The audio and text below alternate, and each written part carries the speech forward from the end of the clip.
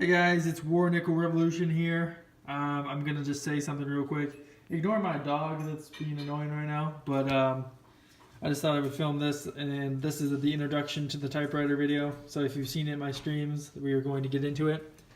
Pretty sure this was done. This was made in like the 30s, but it's a Remington Noiseless. That's what it says at least. Noiseless, Remington Noiseless, and then it's got this dial here. Not sure what that's for. I haven't done complete research on this, but it's got all the keys on it, so that's really nice.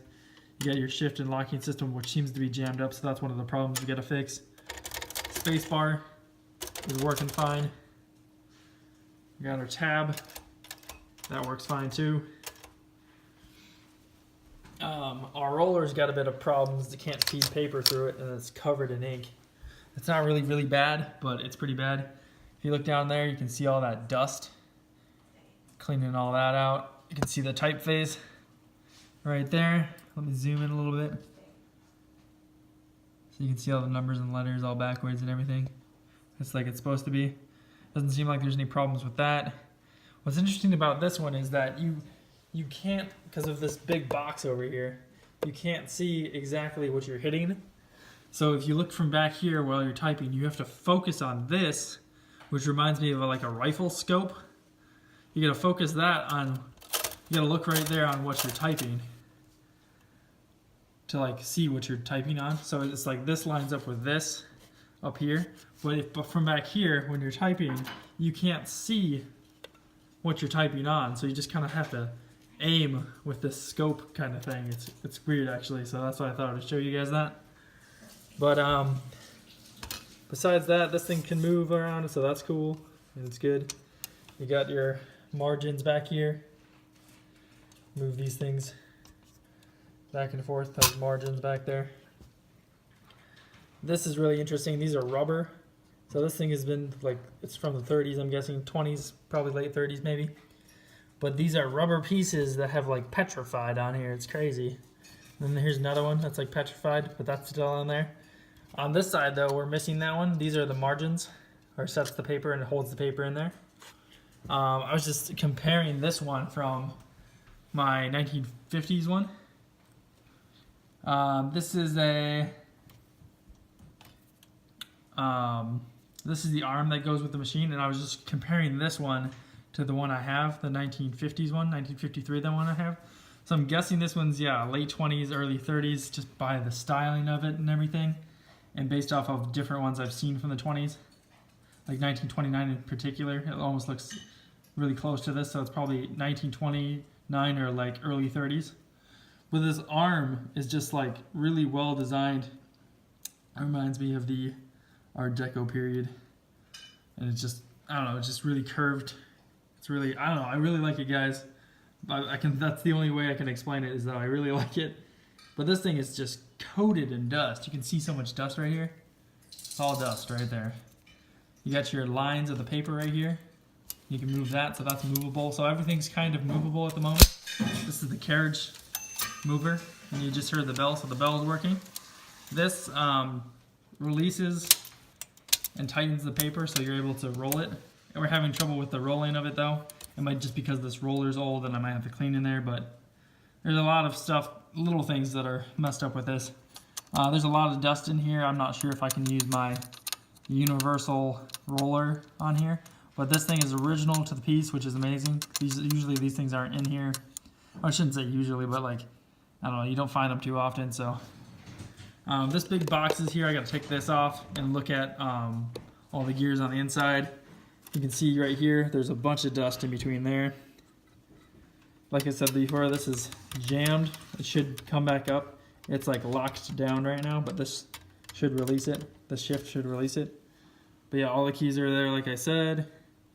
Let's look at the back real quick, but this is the ribbon, just real quick. I don't know how old this ribbon is, but it is old, guys. There's some ink still there, but I wouldn't be using that ribbon on this thing when I get it all working. Here's a little slot of where you can see different things working a bit. This is the margin release button right there, margin release. But here's a little side view so you can see stuff in there. Looks like we're probably missing a screw right there. So this thing isn't in the best of shapes. We're also missing a screw here. And look at that dust, guys. A bunch of flathead screws right here. All that dust inside there.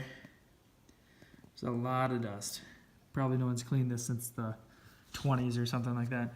But this thing is interesting too. This is actually the ribbon mover. So when you're typing along right here, they designed the ribbon so it would move while you type. But this model is so old that you actually have to turn this crank to move the ribbon. It seems kind of crazy to me. So you'd move it one way, and then actually on the other side, you'd have to click this in.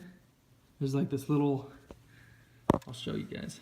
There's this little tab that comes out. So when that tab's out, it moves to the left. And if you move this tab in, it moves to the right when you turn the knob. So that moves the ribbon along, and the ribbon is what holds the ink. So this is the ribbon here, but right now it's not, working. You can't type anything because the ribbon's all dried out, and I have to get a replacement ribbon for it. And I'm not sure the universal ribbon will work on this one. But here's another thing that's cool. This has got this little knob right here. That's like so it's red. So if you get a different kind of ribbon, you can print it red, and I think this is black. You switch to the black. Here's kind of like in between, and then you can push this up.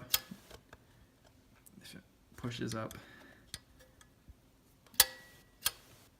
Yeah, and then you can move it over to red if you want to, but I'd probably just keep it on black normally or in the middle. So yeah, guys, this is going to be a project that'll take probably quite a while, but when I'm done with it, yeah, it'll be awesome, and I'll probably use this one maybe just as much as the other one. So a lot of the keys work and everything. This one just got stuck, as you can see.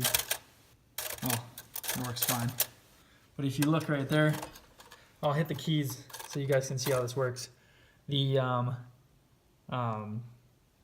typeface just goes up when you hit it, or the font, or whatever you want to call it, just goes up like that. So it's kind of cool, actually. My other one doesn't work like this, but you've probably seen those videos. And if you haven't, go check those out. They're on my channel. But we're just looking at more of this dust again, and man, that is dirty. That is dirty. And what do you clean these with? A lot of people think it's you clean it with WD-40, but that is not the case. Do not do that. Clean these with alcohol, like rubbing alcohol. But before that, you gotta clean out the insides, like dust it out with a hair dryer or an air compressor to blow out all this dust. And then after that, you can add alcohol to clean up all the keys, and then you can scrape them with a wire brush if there's ink stuck to them. But that's how well you basically clean these, and I'll show you that in a different video, but this is just an overall video of showing this Remington off. Hope you guys enjoyed the video, and I'll see you in the next one. Peace.